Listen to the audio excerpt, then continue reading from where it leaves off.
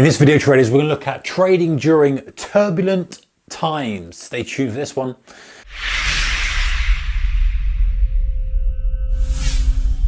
Hey traders, a very warm welcome to you. Thank you for tuning in. Okay, so turbulent times.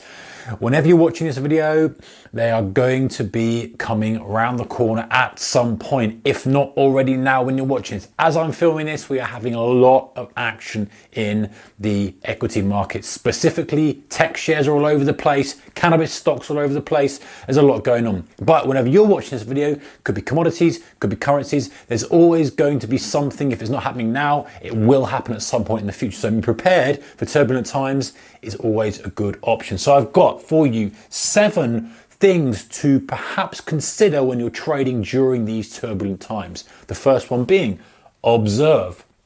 So what do I mean by that? I mean that, hey, listen, there's no harm in saying, you know what, this is a volatile time. It's out of my normal realm of, I'm not going to say comfort zone, I'm going to say it's out of my normal realm of trading ability. It's out of the normal things that I see. So I'm just going to step back. You know, I know a lot of traders who do so well. These sort of volatile times come in, they step in with the same strategy and they lose big, and they really start to damage their confidence and their account balance. Well, in reality, there's no harm taking time off. You know, you don't have to stand there and chest beat and go, yeah, I rode the volatility, survived and made a couple of million quid. It doesn't matter. What matters is where you're at the end of the year, where at the end of the quarter, whatever the stamp point is for you. So if you have to take a step back, let it all settle, let it all calm down, and then review it and say, let's see what's happened. Take a break. There's no problem in that. It's preservation of capital. If you think that you're going to do some damage trading in volatile conditions, do not trade volatile conditions. Yeah, who cares where the money comes from? Who cares how you make it in the markets? You can make it in the slowest, boring thing possible. But hey, you know what? Funny thing is, when you go to a bank account and you try to cash in excitement, they don't take excitement. They take real money. So it's trading to make money, not trading to be a hero. So there's no harm in stepping back and observing, because it's really interesting to watch.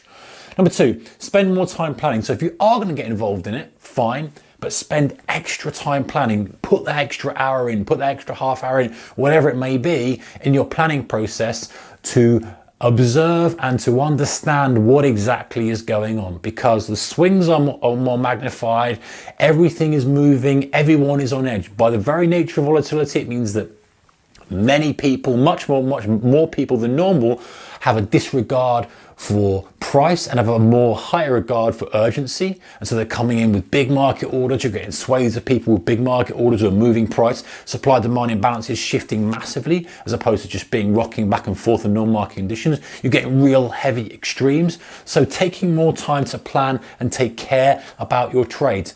Now, we'll come to this in a second about further down why that is actually advantageous in these markets, but just bearing that in mind for now, spending more time in the planning phase. All right, number 3, avoid being seduced by the volatility. Listen, I can put my hands up and say this was a big thing for me. Very easily seduced by this thing swinging around. I've got to get involved. Oh dear, you know, I've lost money. Okay, step back, and then maybe you kind of get yourself together and you kind of get back and you make some good money over the time period. But you're on the back foot already because you've been seduced by it. You think it's swinging. I've got to get involved. No, you do not. That is why we say number 2, spend the time planning. Volatility can be the trader's best friend, and indeed for most traders it is. But if it's not, fine, step back, you're preserving capital, spending more time planning. Opportunities are there, they're plentiful, but you need to be aware of it and avoid being seduced by volatility. Like I say, something that would suck me in and be like, yes, volatile, great, you got to make loads of money. You'd be on the back foot, you'd be down a bit, then you'd be scrabbling to get back to break even, then you'd find a groove, then you'd start to make some money. It was just a challenging way to do things. Why don't you just start out on the front foot, wait for the right conditions, wait for the right trade, bang, hit it, next, and put the score on the board like that.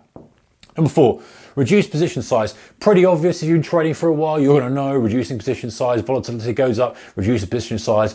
You want to risk X amount of money, and if the volatility has doubled, you need to halve your position size because your stop is likely going to be twice as large. Now, the mistake a lot of traders make is they try and use a similar stop, and then of course, because the volatility is so much bigger, they're getting pinged out and it's not a useful stop anymore. So as a rule of thumb, generally you're increasing your stop with the volatility. Not always the case, depending on the setup and the type of trade you're going to take, but as a general rule of thumb, that's often the rule to use. Okay, number 5, have very strict loss limits. Now, especially for you day traders out there, actually in swing traders as well, but having very strict loss limits, because if you combine it with the seduction of the volatility, you get into the market, you see an opportunity, you see things swinging, and because your benchmark is anchored for prior volatility, i.e., we haven't had many swings, your kind of subconscious is bringing that up as a reference point.